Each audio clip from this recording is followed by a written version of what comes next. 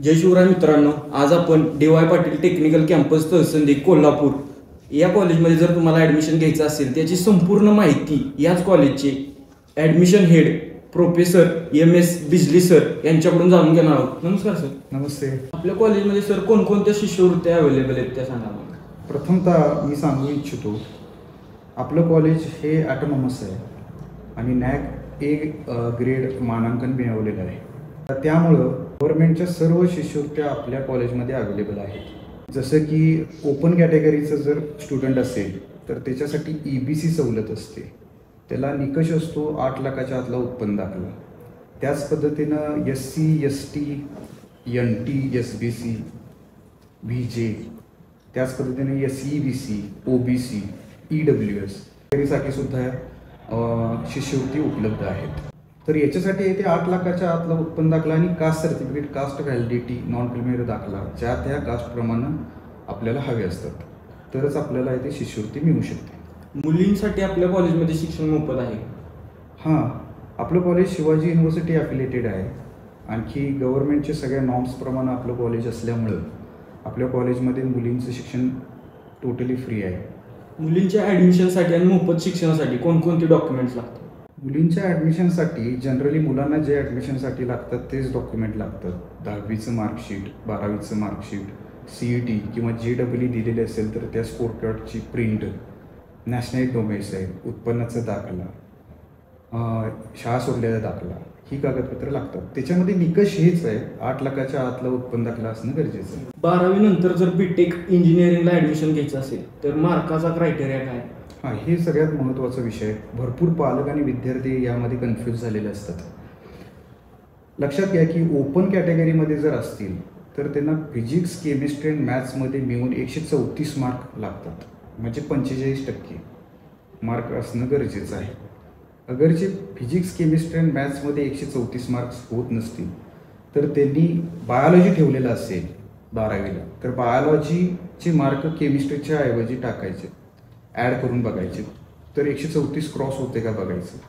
ते होत नसेल किंवा बायोलॉजी ठेवलेलं नसेल त्याच्याऐवजी व्होकेशनल सब्जेक्ट्स असतात, जसं की information technology, computer science engineering, आणखी इलेक्ट्रॉनिक्स, इलेक्ट्रिकलच्या रिलेटेड व्होकेशनल सब्जेक्ट असतात, त्याचे मार्क्स ॲड करून बघायचे की 134च्या वरती मार्क पडतात का. हे ओपन कॅटेगरीसाठी.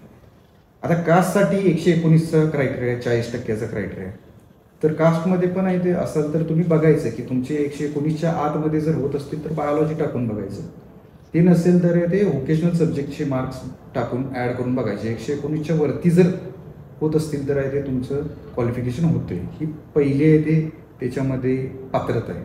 आणि त्यानंतर तुम्ही JEE दिलेलं असेल तर JEE मधून फॉर्म भरा. त्याच पद्धतीनं CET दिली असेल तर CET मधून आहे ते फॉर्म भरा. अगरचे दोन्ही पण आहे ते एक्झाम्स दिलेले असतील तर दोन्हीमधून आहे ते फॉर्म भरताना ती काळजी घ्या तुम्ही. त्यामध्ये विचारलं जाते की you are appearing for the JEE exam, तर ते येस म्हणून म्हणा, किंवा CET एक्झाम अपेअर केला आहे का, तर ते तुम्ही येस म्हणून टाका त्याच्यामध्ये. तर त्या पद्धतीने तुम्ही फॉर्म भरला तर दोन्ही एक्झामचं तुम्ही ते बेनिफिट्स घेऊ शकता. PCMची जर CET दिली नसेल तर कोणत्या एक्झामने आपण इंजिनिअरिंगला ॲडमिशन घेऊ शकतो? PCMची जर CET दिली नसेल, JEE सेंट्रल गव्हर्नमेंटची एक्झाम आहे, त्याच्या थ्रू आहे ते तुम्ही एंट्री करू शकता. त्याच्या पण जागा असतात. जसं आता तुम्ही सांगितलं सगळ्या कास्टला आपल्या कॉलेजमध्ये ॲडमिशन आहे, तर आम्हाला थोडंसं एक 1 बाय 1 कोणत्या कास्टला कोणते डॉक्युमेंट्स लागतात ॲडमिशनसाठी ते सांग. हे अत्यंत महत्त्वाचं आहे. पहिल्यांदा सुरुवात करूया आपण ओपन कॅटेगरी. ह्याच्यासाठी 134 मार्क्स असणं गरजेचं आहे. आणि दुसरं म्हणजे JEE किंवा CMची CET देणं गरजेचं आहे. तुम्हाला 10वीचं मार्कशीट ओरिजिनल लागणार, 12वीचं मार्कशीट लागणार. CET किंवा JEE ह्याचं आहे ते स्कोर कार्ड असतं, त्याचं प्रिंट काढायचं कलर, ते प्रिंटआउट. त्यानंतर शाळा सोडल्याचा दाखला, त्यालाच आपण LC म्हणतोय. त्यानंतर नॅशनॅलिटी डोमेसाईल, उत्पन्नाचा दाखला. आणखी इतके डॉक्युमेंट लागतात सरासरी. आधार कार्ड, पॅन कार्ड सगळ्यांच्याकडे असतंच, फोटो वगैरे असतातच. एवढे डॉक्युमेंट बहुधा लागतात. आता ओबीसीसाठी सेम हे जे मी सांगितलं त्याच्यामध्ये कसं आहे, कास्ट सर्टिफिकेट, कास्ट व्हॅलिडिटी आणि नॉन क्रिमिनल दाखला हे पाहिजे असतात. कारण कास्ट डिफरन्स आहे. हां, कास्ट व्हॅलिडिटीमुळे आहे ना भरपूर मुलांचं ॲडमिशन होत नाही. रद्द होते. बहुधा पालकांच्या मध्ये किंवा मुलांना माहिती जुन्या पद्धतीनं माहिती आहे की 6 महिन्यानंतर कास्ट व्हॅलिडिटी दिली तर चालते, पण शासनाने गेली 4-5 वर्ष झाले ही बंद केलेलं आहे. लास्ट राऊंड व्हायच्या आधीपर्यंत किंवा लास्ट राऊंडचा जेव्हा राऊंड संपणार आहे, कन्फर्मेशन होणार आहे, तोपर्यंत ते आपल्याला कास्ट व्हॅलिडिटी सादर करणं बंधनकारक असते. तोपर्यंत तुम्ही टोकननी ते काय करू शकताय, रजिस्ट्रेशन वगैरे करू शकताय. पहिला दुसरा राऊंड पण आहे ते तुम्ही काय करू शकताय, खेळू शकताय. पण जेव्हा आहे ते तुम्ही ॲडमिशनला जाताय त्यावेळेला 3rd राऊंडच्या लास्ट दिवसापर्यंत आहे ते तुम्ही कास्ट व्हॅलिडिटी ओरिजिनल दाखला अपलोड करणं आणि ते सादर करणं अनिवार्य आहे. नेक्स्ट वन SBC कास्टला कोणकोणते डॉक्युमेंट? SBCला पण सेमच आहे. कास्ट याच्यामध्ये SC आणि ST कॅटेगरीमध्ये फक्त कास्ट सर्टिफिकेट आणि कास्ट व्हॅलिडिटी दाखला लागतोय. त्याच्यामध्ये नॉन क्रिमिनल दाखल्याचा निकष नाही आहे. SCBCला सुद्धा caste certificate, caste validity, non criminal दाखला पाहिजे. EWS कॅटेगरीला फक्त EWSचा दाखला पाहिजे. तो म्हणजे सेंट्रल गव्हर्नमेंटचा नको आहे, गव्हर्नमेंट ऑफ इंडियाचा नको आहे, गव्हर्नमेंट ऑफ महाराष्ट्राचा पाहिजे. ॲनेक्झर A मध्ये असणार आहे, तो दाखला लागतोय. मागच्या वर्षी भरपूर मुलांचा गोंधळ झालेला होता, त्यांना ॲनेक्झर Iचा दाखला घेऊन आलेले होते, त्यांना नंतर खूप त्रास झालेला आहे. तर EWSचा दाखला काढताना विशेष काळजी घ्यायला पाहिजे. जे मराठा कास्टमध्ये आहेत त्यांना EWSचा दाखला जो दिला जातो तो या ॲडमिशन प्रक्रियेमध्ये व्हॅलिड धरला जात नाही, तर त्यांनी SCBCचा दाखला काढावा. त्याचे कास्ट सर्टिफिकेट, कास्ट व्हॅलिडिटी आणि नॉन क्रिमिनल दाखला काढावा. बाकी सगळ्या कास्टमध्ये OBC म्हणा, SBC म्हणा, त्यानंतर BJNT म्हणा, ह्या SEBC म्हणा म्हणजे मराठा आरक्षणचं, या सगळ्या कास्टमध्ये तुम्हाला कास्ट सर्टिफिकेट, कास्ट व्हॅलिडिटी आणि नॉन क्रिमिनल दाखला लागतोच. फक्त SC आणि ST याच्यामध्ये फक्त नॉन क्रिमिनल दाखल्याचा निकष नाही आहे, त्यांना फक्त कास्ट सर्टिफिकेट आणि कास्ट व्हॅलिडिटी दाखला लागतो. जर एखादा विद्यार्थी महाराष्ट्र कर्नाटक बॉर्डरमधील असेल तर त्यासाठी कोणकोणते डॉक्युमेंट्स लागतात? हा एक खूप महत्त्वाचा विषय आहे. आपला कोल्हापूर जिल्हा नियर टू कर्नाटक असल्यामुळे कर्नाटका महाराष्ट्र बाउंड्रीवरले भरपूर विद्यार्थी आपल्याकडे येत असतात. तर त्यांच्यासाठी G1 आणि G2 हे 2 फॉर्म त्यांनी घेऊन येणं गरजेचं असतं. G1 काय सांगतं की G1मध्ये ते तुम्ही 10वीपर्यंत तुमचा मराठी हा सब्जेक्ट होता. हे 10वीचे हेडमास्टर काय करतात, तुम्हाला एक G1 काय फॉर्म भरून देतात, त्यांचा सही शिक्का असणारा तो G1 फॉर्म. म्हणजे यातनं काय दाखवलं जातं की 10वीपर्यंत ते मराठी होतं या लोकांना. हा झाला G1 फॉर्म. आणि G2 फॉर्म म्हणजे साधारणतः 47 खेडी आहेत, गाव आहेत महाराष्ट्र कर्नाटका बॉर्डरवरती. तर त्यांच्यासाठी हे बॉर्डरमध्ये आहेत याचा G2चा दाखला असतोय. तर G1 आणि G2 फॉर्म असणं गरजेचं आहे. फिजिकली हँडिकॅप जे विद्यार्थी असतील त्यांच्यासाठी काय कोणकोणते डॉक्युमेंट्स लागतात? त्यांच्यासाठी पण फिजिकली हँडिकॅपचा एक सर्टिफिकेट असतोय. जिल्ह्याच्या ठिकाणी, जिल्हा कार्यालयाच्या ठिकाणी त्यांना तो दाखला दिला जातोय, तो दाखला त्यांनी घेऊन यायचा. बाकीचे सगळे डॉक्युमेंट जे नॉर्मल मुलं पूर्तता करतात ती सगळ्या पूर्तता त्यांनी करायच्या. नेक्स्ट वन म्हणजे जे आर्मीत स्टुडंट असतील त्यांच्यासाठी कोणते डॉक्युमेंट? त्यांचं सुद्धा आहे ते डिफेन्स सर्टिफिकेट असतं.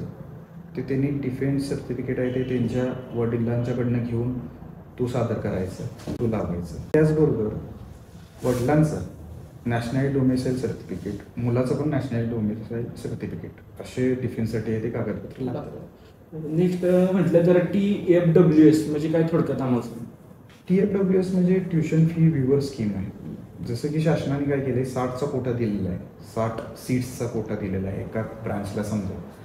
तर त्याच्यामध्ये 3 सीट्स असतात TFWSच्या. म्हणजे टॉपर जी 3 मुलं असणार आहेत, रँकमध्ये असणार आहेत, त्या TFWS मुलांना येते पूर्ण येते फी माफ झाली होते, फक्त डेव्हलपमेंट फी भरायची असते त्यांनी. त्यांच्यासाठी मग डॉक्युमेंट्स कोणते लागतात? त्यांना पण सेम सगळे डॉक्युमेंट 10वी 12वी CETचं स्कोर कार्ड, JEEचं स्कोर कार्ड, त्यानंतर नॅशनल डोमेसाईल, उत्पन्न दाखला, शाळा सोडलेला दाखला आणि जे काय कास्टप्रमाणे त्यांचे डॉक्युमेंट आहे, caste certificate, caste validity, non criminal, हे सगळे दाखले. फक्त त्यांनी रजिस्ट्रेशन करताना, ॲप्लिकेशन करताना ॲडमिशन प्रोसेसमध्ये TFWS येस म्हणून काय सिलेक्ट करणं गरजेचं आहे. विचारतात तिथं TFWS येस ऑर नो, तर येस म्हणून लिहिणं गरजेचं आहे किंवा येस म्हणून सिलेक्ट करणं गरजेचं आहे. तरच त्यांना TFWS साठी येते सीट्ससाठी अप्लाय करता येईल. आणि ॲडमिशन कन्फर्म होऊ शकते. हां, कन्फर्म. तर आपल्या कॉलेजमध्ये कोणकोणत्या फॅसिलिटी अवेलेबल आहेत? हां, सर्वप्रथम मला सांगू इच्छितो की आपल्या कॉलेजमध्ये बस फॅसिलिटी खूप चांगली आहे. कारण आपल्या कॉलेजमध्ये येणारी मुलं आहे ते ग्रामीण भागातून येणारे आहेत. तर त्यांच्या सोयीसाठी आपल्या साहेबांनी खूप चांगल्या पद्धतीनं बस फॅसिलिटी प्रोव्हाइड केलेली आहे. साधारणतः 256 गावामधून आहे ती मुलं येतात. त्यासाठी साधारणतः 50 एक बसेस अवेलेबल आहेत आणि प्रत्येक गावामधून आहे ते ह्या बसचं आहे ते नेटवर्क उपलब्ध आहे. बस फॅसिलिटी बरोबर आपल्याकडं खूपच लांबची जर मुलं आहे ते ॲडमिशन घेत असतील किंवा घेतलेले असतील तर त्यांच्यासाठी सेपरेट बॉईज हॉस्टेल आहेत 2. त्याच पद्धतीनं मुलींच्यासाठी आहे ते गर्ल्स हॉस्टेल आहे. खूप चांगल्या पद्धतीनं सोयी आहेत या हॉस्टेलमध्ये. गरम पाण्याची सोय आहे. कॅन्टीन आहेत 2 वेगवेगळ्या मेस आहेत. त्याच्यामध्ये खूप चांगल्या पद्धतीनं जेवण उपलब्ध आहे.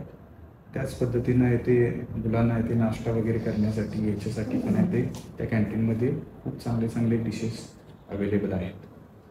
आपलं कॉलेज हे 205 एकरमध्ये आहे. भरपूर म्हणजे निसर्गाच्या सानिध्यात बसलेलं असं आपलं कॉलेज आहे. कॉलेजचा इन्फ्रा तसा आहे. तर याच्यामध्ये मुलांना इन हाऊसच स्पोर्ट्स ग्राउंड आहेत मोठे. बास्केटबॉल, व्हॉलीबॉलचे स्पोर्ट्स ग्राउंड आहेत. क्रिकेटसाठी आहेत. फुटबॉलसाठी ग्राउंड सुरू आहे करायचं. त्याच पद्धतीनं जिम्नॅशियम आहे. काही मुलांना व्यायामाची सवय लावावी यासाठी ते खूप चांगल्या पद्धतीनं आहे ते जिम आहे आपल्याकडे उपलब्ध. हे सोडून आपल्या कॉलेजमध्ये सर्व प्रकारच्या लॅब आहेत. प्रत्येक डिपार्टमेंटमध्ये साधारणतः 10 लॅब्स आहेत. क्लासरूम्स चांगल्या पद्धतीने आहेत. लायब्ररी आहे. रीडिंग रूम आहेत. मुलींच्यासाठी स्वतंत्र गर्ल्स रूम आहे. मुलांच्यासाठी बॉईज रूम्स आहेत. तर ज्या पद्धतीने गव्हर्नमेंटला ज्या गोष्टी डायरेक्शन्स दिलेल्या आहेत गव्हर्नमेंटने कशा पद्धतीनं कॉलेज असलं पाहिजे त्या सर्व फॅसिलिटी आपल्याकडे उपलब्ध आहेत. तर जाता जाता मला आणखी एक गोष्ट आठवते की हॉस्टेलचा विषय निघाल्यानंतर हॉस्टेलच्यासाठी पण स्कॉलरशिप अवेलेबल आहे. तर पंजाबराव देशमुख ही स्कॉलरशिप अवेलेबल आहे. म्हणजे जी लोक ओपनमध्ये आहेत त्यांना EBC सवलत तर भेटतेच, तर त्याच्याबरोबर पंजाबराव देशमुखसुद्धा स्कॉलरशिप भेटते. अजून एक गोष्ट मला सांगावीशी वाटते. जसं की पृथ्वीराजने मला विचारलं की गव्हर्नमेंटच्या स्कॉलरशिपच्या संदर्भात, तर आपल्या संस्थेच्या मार्फतसुद्धा एक शिष्यवृत्ती देण्यात येते. त्याचं नाव आहे सौ Shantadevi D Patil merit scholarship.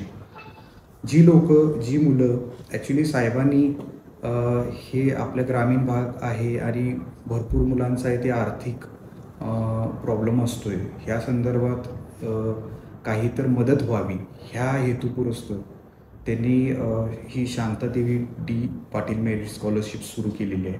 तर ज्या प्रत्येक वर्गामध्ये जी मुलं आहे ते टॉपर येतात, जी मुलं हुशार आहेत, गरीब, गरजू आणि त्यांना काहीतरी करायची उमेद आहे, त्यांना एक प्रोत्साहन देण्यासाठी साहेबांनी ही स्कॉलरशिप सुरू केलेली आहे.